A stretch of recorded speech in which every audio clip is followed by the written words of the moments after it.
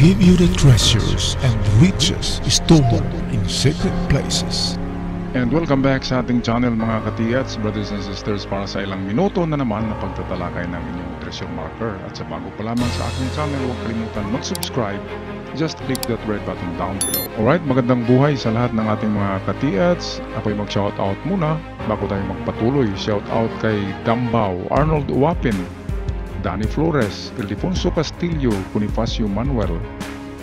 Also shoutout kay Fernando Adlaon, Batikin Adventure, Alberto Akak, Hyacinth Ocfimia, Aquilino Alok, Renato Poster, and also shout out kay Francisco Balungoy, Sofronio Mangyaw, Angus Silvester, Nueva Vizcaya, Rex Riduna, Junar Aragon, and lastly ay mag-shout out kina Leo Laom, Franklin Dunglal, Jetro Cabali, Jonathan Vela, and to LGB Misor. At sa mga hindi ko nabanggit na pangalan, shout out sa lahat. Tayo na ngayon magpatuloy sa ating analysis. Alright mga katiyats, napakagandang treasure marker itong pinadala sa atin. Talagang 101% ito'y man-made circles, na kung saan isa sa circle dito ay nagsasabi na treasure on the spot. This could be treasure inside this rock, or could it be treasure in front? Meron ng hukay dito sa front. Okay, baka mababaw lang yan, hanggang 2 meters ang test dig para ma-confirm natin na mayroong laman ang harapan yan. Okay, ang kahulugan nito, ito yung nag-symbolize ng dalawang mata na bilog na bilog. Ibig sabihin, bilog na bilog ay nandiyan na sa harapan. Kasi bilog na siya, dilat na dilat, ibig sabihin para siyang nagulantang. Kasi nandiyan nga sa kanyang harapan. Okay, yan ay in the first place, dalawang mata. Okay, ang paglikod nito, tatlong paraan ito mga katiyats. Unahin muna natin ang literal na mata. Okay, dito yan nakaharap.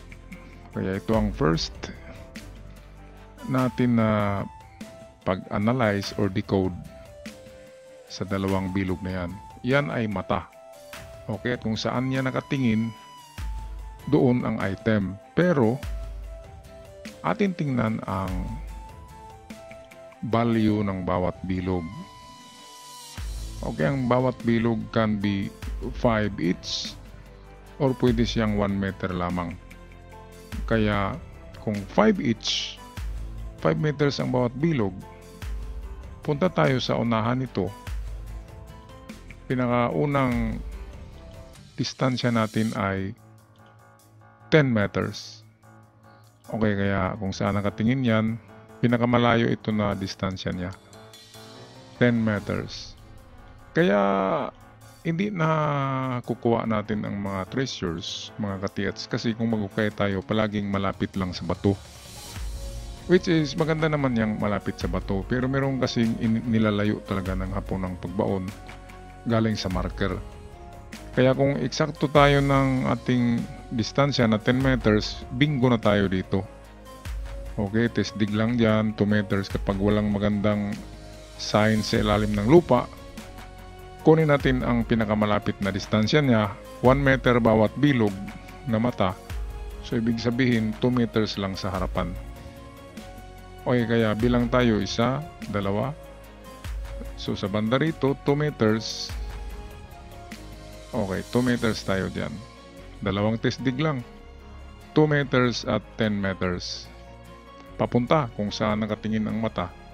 Kung lagyan natin yan ng compass, that is southwest, 45 degrees. 45 degrees ito. So maganda kapag mga 45 degrees sa compass, magandang digging spot yan. Okay, pangalawa nito mga katiyats na pag-analyze ay tingnan natin ang hugis ng bato.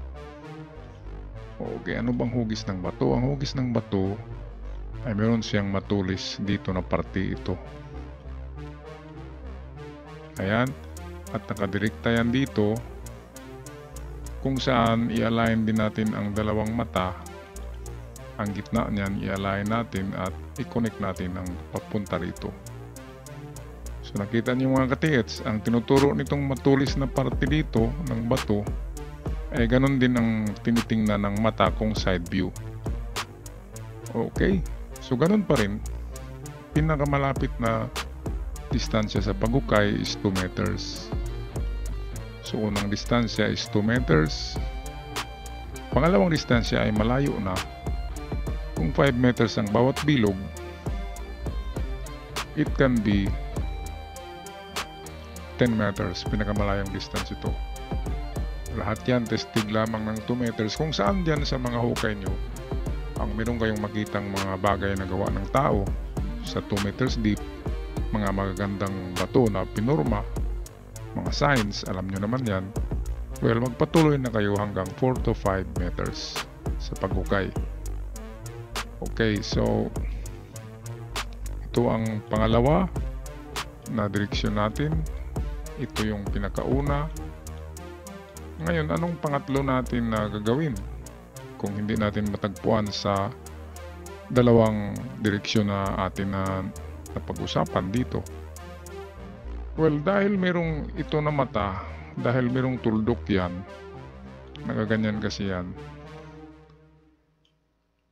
Treasure on the spot kasi yan. Treasure center down below. So nakasentro na siya. Ang gagawin ay punta na lang tayo sa baba. Okay, so pwede rin yan na treasure inside the rock kasi nakatagilid siya. Ang karamihan kasi ito na sign dapat dito yan sa ibabaw at mayroong dot yan para magiging treasure under. Ngayon nakatagilid kasi siya, so ang kahulugan niya ay pwedeng sa loob ng bato na ito. Okay, dito kasi sa 2 meters, itong dito, ito'y harapan niya na. Lakihan nyo na lang ang hukay dito para maisama ang 1 meter sa harapan. So dikit na yan sa bato at kung mayroon ng kabaon diyan, tatamaan na talaga yan. Okay, so ang pangatlo natin na paraan sa paghanap dito is treasure inside the rock. Atin ikutin ang bato mga katiits. Tingnan natin kung may parte diyan na parang takip lamang sa bato or semento na tinakip sa butas. So ang magandang gawin ay pukpok method tayo. Dala kayo ng maso, pukpukin nyo ang buong palibot ng bato na yan. Sa likod, sa ibabaw, sa gilid. At kapag mayroong tunog na hollow, well, yan na yan. Jackpot na yan. Okay mga katiits, this is a very good legit treasure marker for Yamashita buried treasures. At huwag kayong susurrender, huwag nyong iwanan yan hanggat wala kayong makita. Pero sabi ko na sa inyo, hinahinay lamang pagong mentality. Dahan-dahan lang ang pagong pero surely at slowly ang kanyang mga moves. At diyan natatalo niya ang pinakamabilis na hayop sa karera, ang rabbit. Kaya hindi makukuha sa pabilisan ng treasure hunting mga katiits. Yan ay nakukuha sa dahan-dahan pero palagi. Yun ang na-vlog ko sa aking isang channel, ang Good News Daily TV, ang pagong mentality. Turtle, mabagal pero makakarating din sa finish line.